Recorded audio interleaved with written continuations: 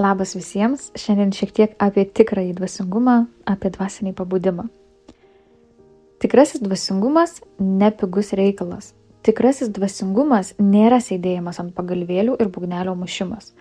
Čia kalbėsiu ne apie gėlytes, vaivorykštes ar drugelius, o apie rimtus reikalus, kaip plečiasi žmogaus sąmonė, kai žmogus išgyvena dvasinį pabudimą ir turi pereiti labai skausmingus procesus. Čia nekalbėsiu apie tai, kas yra savistaba, kodėl verta save stebėti, kaip save stebėti ir panašiai. Čia aš jau apie šiek tiek sudėtingesnius reikalus, kai žmogus turi reikalų išgyvenant iki kol susibalansuoja savo naujam gyvenimui. Pabudimas iš mokslo pusės arba iš visiškai, kaip sakau, paprasčiausio tokio paaiškinimo, tai yra, kai susiaktyvina kankorėžinė liauka. Tai apie tai galite internete paskaityti. Toks žmogus anksčiau ir vėliau pradeda naudoti savo galią vietoje jėgos. Atranda pirmiausiai galią savyje, po to mokosi ją naudoti. Tie dalykai, kurie veikia 3D, daugiau nebeveikia, todėl gyvenimas keičiasi kardinaliai. Čia natūralus procesas. Toks žmogus daugiau nebesusilygiuoja, nebedera su ankstesniu savo pasauliu, su savo draugais, artimaisiais, su jį supančia aplinka. Tai, kas daugiau nebedera, natūraliai pasitraukia. 3D tai yra mūsų fizinė materiali realybė.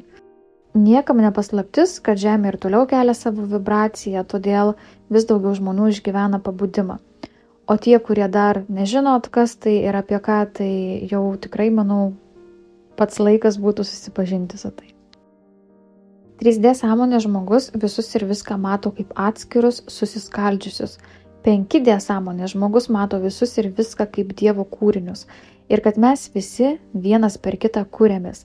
Tokiai sąmoniai pirmiausia esam sielos, to pačio Dievo vaikai. Nesveikam ego jau čia vis mažiau lieka vietos. Dabar kol kas neišsiplėsiu daugiau apie dimensijas, taip gan tik abstrakčiai. Esu girdėjusi, kai sako, 3D, 5D yra tik proto sugalvoti dalykai ir kad čia nėra apie ką šnekėti. Bet kaip paaiškinti be proto sugalvotų dalykų žmogui bent jau iš teorinės pusės apie šituos dalykus? Aš manau, kad proto sugalvoti dalykai yra geri dalykai, mums reikalingi dalykai, jei tas protas yra bent jau daugiau ar mažiau balansė su širdim. Pigaus bilieto į sąmoningumą nėra. Pakeliui trupa įsitikinimai, įvairūs konceptai, dogmos, tai, kuo buvo gyventa daug metų, tuo, kuo buvo tikėta daug metų. Kai šitie dalykai sluoksniais nusilupa, kai nusilupa ego, netikro savęs dalys, pamatomas išorinis identitetas, tai va tuomet per tai, kai bus sugrįžta į savo ašį, į savo tikrąją prigimtį, jau toks žmogus bus atradęs savo galią.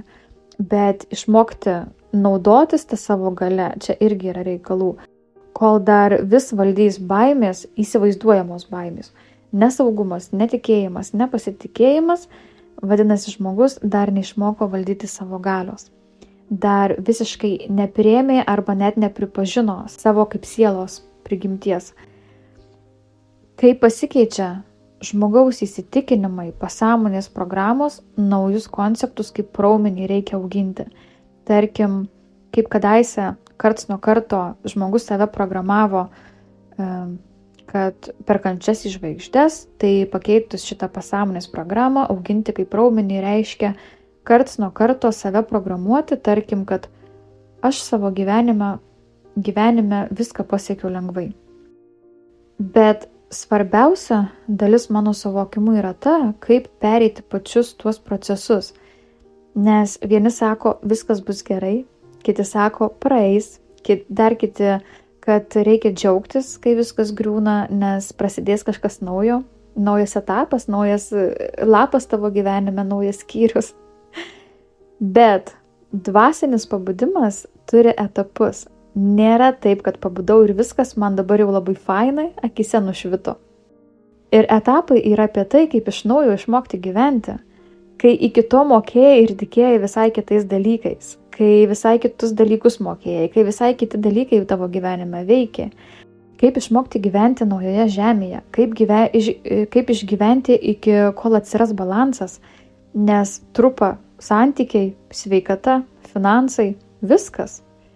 Ir trupa, tai čia labai švelniai pasakiau. Vieniems gal šiek tiek švelnesni procesai, bet yra tokių, kuriems tai be galo skausmingi keliai.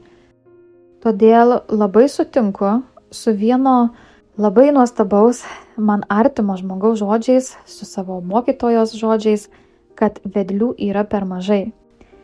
Kuri tuos vedlius ir tempia iš tamsos į šviesą. Iš tikrųjų, vedlių yra per mažai.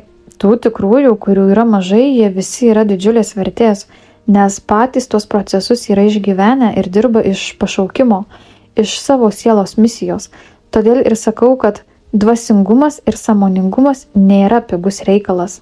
Ir tokie žmonės iš dvasingumo parodijos nedarys. Tai jei tave spaudžia rimti reikalai, susisiek su manim, aptarsim, galėsiu padėti pati arba esant reikalui kitur nukreipsiu. Ačiū, kad esat. Ačiū tiems, kurie jau parašėt, kurie šiltą žodį pasakėt. Labai jūs vertinu.